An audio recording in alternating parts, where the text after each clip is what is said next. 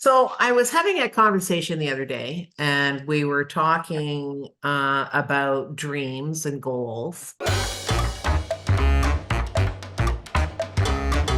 I wanted to ask you guys, do you, and I want you to really think about the answer to this because I know the tendency to give an immediate answer of yes is what we want to say, but I really want you to think about this. Do you go all in and provide all the energy you can to your dreams, to your biggest dreams? Because I would like to offer that for the most part,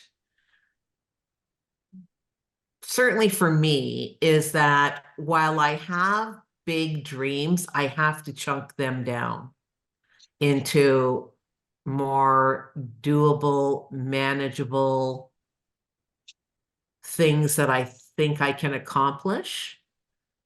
And I can give energy to a certain into a certain pathway, into a certain distance, but I don't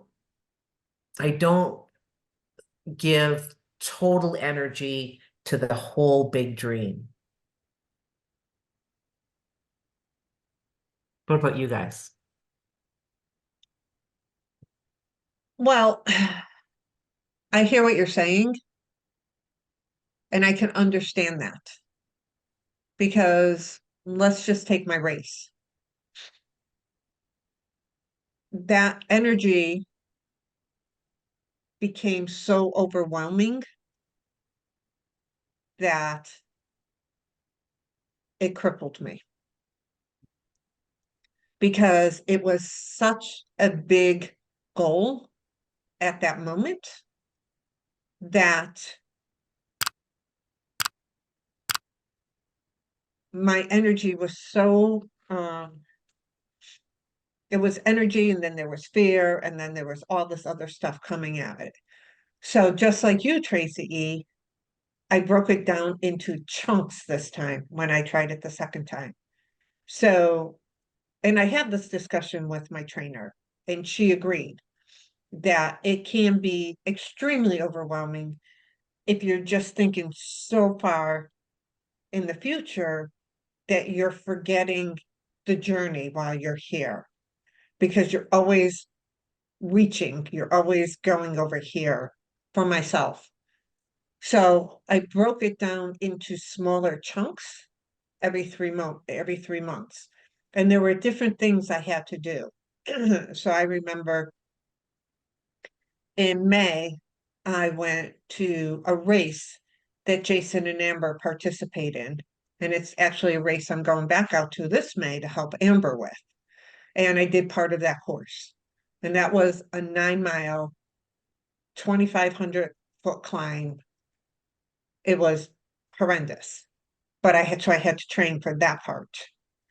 Okay, completed that. Then I trained for something in August. And then came time for my race where I had my success. So I was given energy to my dream, but then I broke it down so I didn't lose that energy. I kept my energy in the right spot in a more compartmentile compartments for each one that built to that dream. Now, are there other dreams that I have within my life? Do I give them energy? All in energy. I mean, like Yeah, you're all in on the. I believe to a certain extent that if we even have the dream, there's energy obviously being given in that format to the dream in and of itself, right? Like right. if you can conceive it, then obviously it's doable. So it's just a question of how and do you and if you really truly want it. So I think that there's always the energy given. It's just a question of are you all in on it? Yeah. Um, I'm going to say, well, my dream is my business, and I'm all in on that. There are other dreams that I'm probably not all in on because I don't know if I have the capacity for it. Interesting. What about you, Tracy G? So I would define energy as like nonstop putting effort into it. And I would say I have several dreams, but I have the dream, right? The big one up here that will actually help the ones underneath it. So if I focus on this one, other smaller dreams will happen. And I for sure go all in 24/7, whether it's thinking about it, writing stuff down about it, figuring it out, and not in a obsessive way, in a like, yeah, let's think, what are we doing here? What are we doing here? Where I may fall short in the all in is perhaps some of the ways I execute it. Again, because I'm not perfect. There'll be failures, and so the execution won't be as successful as I had hoped, but 100% all in, because I believe this dream is going to funnel into these dreams. So I yeah. love that, Tracy G. I love the way you said that. Me I love the too. way you said that. And it's so true. When you have a big dream, usually all of your other dreams will become fulfilled in the pursuit of the big one. Yeah. And so often we get distracted from the big one by pursuing lesser goals, right? We put the shiny object on a lesser goal and think this is what's really ultra important. Right. Yeah. And then we take our focus off of what's truly important. You said that very well. Thank you. Yes, you did. I love that. Mhm. I love the way you said that. Have you always been like that, Tracy? Has it always been something you've done your whole life, or is it something you've learned with time? I think it's just what I do, but I also, again, going back to my mother, was very much that way, that, never dream small, go big. Biggest regret to her was that she thought she was dreaming big and she should have dreamed even bigger. So that was always around me. I just, I would say all in, always all in, and And what it's I unique that strive for. you say that, because I didn't have that growing up. Mm. I didn't have that. No, my parents believed in you go work for somebody, you work, you stay there forever, you build, the old fashioned aspect Be of happy you got everything. a job. Yes, yes, that whole aspect. And so neither one of them saw me go after building a business. Yet, my stepfather had two businesses. He had ran a gas station and then he ran a restaurant. He didn't work for somebody until he moved down here to Florida. And I never took him as the entrepreneur, and he did not have that entrepreneur spirit. He did it more so because he never completed school. Mm. So he went into business with somebody and then bought out that business when he learned it, because he didn't feel he had the skills for the other job. Interesting, eh? Mm-hmm. Interesting. Generational stuff is so interesting to look back at where we have come from and where our beliefs and limiting beliefs and all of that stuff. I just find it so absolutely fascinating. As you were talking, Michelle, I was trying to think of my childhood, and it's really interesting because my parents, like my mother had so much chutzpah, but never had a job. Like she didn't work, right? She was, a stay-at-home mom and looked after the house and whatever else. And people look at that as, what's that? It's like it's everything. Yeah. Because without that, nobody flourishes, succeeds, grows, like you're literally providing the foundation for somebody else's life in the process of doing all of that. I believe.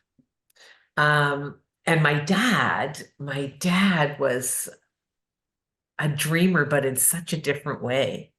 Like he was never, he took retirement the moment he could get it because he believed that life was like outside of your job. Like it's like that's just money's just a means to an end. It's like, what are you gonna then he was such an adventurer his whole life. Um, I mean, he used to say to me things like, kid, like when's enough money gonna be enough money? What's the number for you? And I would just laugh it off and go, "Oh, Dad, there's not a number. I don't know what that number is. Like, there's not enough money in the world, Dad. That's the answer to that question." And I've often reflected on that, like, in my life now, because I could just hear him now, knowing that I'm 67 years old and I have a business of my own, and I'm, striving to make this very successful and all of the things. He would be just like, "Kid, what are you doing? What are you doing?" So my dad was a really big dreamer, but in a totally different way. And it's just, it's really interesting to see what happens to us as a result of that, of what it was that we were brought up with and what it is that we saw within our parents or the people even around us, like teachers, friends, like all of that, like your mom had a huge impact on you, Tracy, like, from that standpoint, right? And you know, yeah, I just find that just so amazing. So But amazing. even like you think of the stay-at-home mom, no one ever gave credit for what that person was actually doing. Budgeting a household, project management, and at that time, my mom would sew, like, I can't sew, but you know what I mean? Sew your dance costumes and all this crap. And it's just no one gave what it was to run a household, like that. You get paid for project management, right? Like in Right. the world, in the Yeah. work place. So it's interesting. It's Yeah. interesting. I've always thought that the, stay-at-home mom, the housewife or whatever was always completely undervalued in terms of what that role actually brought to the dynamic of the family. There wouldn't be a family without that role. Right. There wouldn't be. Um, Absolutely. it's yeah, and there are so many women. I guess it's completely divergent from what we were talking about in terms of the dream, but I know there are so many women out there who say I was just a stay-at-home mom. And that just breaks my heart when I hear that because it's like, oh my God, you have no idea the role you played in being that stay-at-home mom and the importance and the gift that you gave the family in doing that. Like, breaks my heart. Yep. Anyways, I go off on a tangent. You Back go to on the a dream. tangent. Back Back to to the the dream. dreams. Yeah, it's interesting. I love what you said though. That is so and I think you're absolutely dead right that if you have the big dream and you focus on that big dream, your other dreams will naturally come to fruition because they are probably a part of that path anyways. It's not like they're so randomly offset Right. on either, continent that they wouldn't Right. all feed into the one. So yeah, I love that.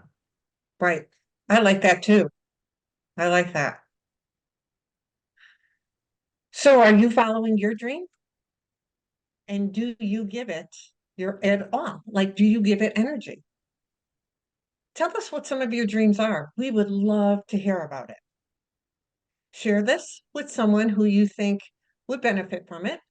Don't forget to hit subscribe. Hit notifications. Every Wednesday is a new episode. And if you like this episode, make sure you hit like. Until next time. Thanks for watching, and we hope to see you as a regular member of our community.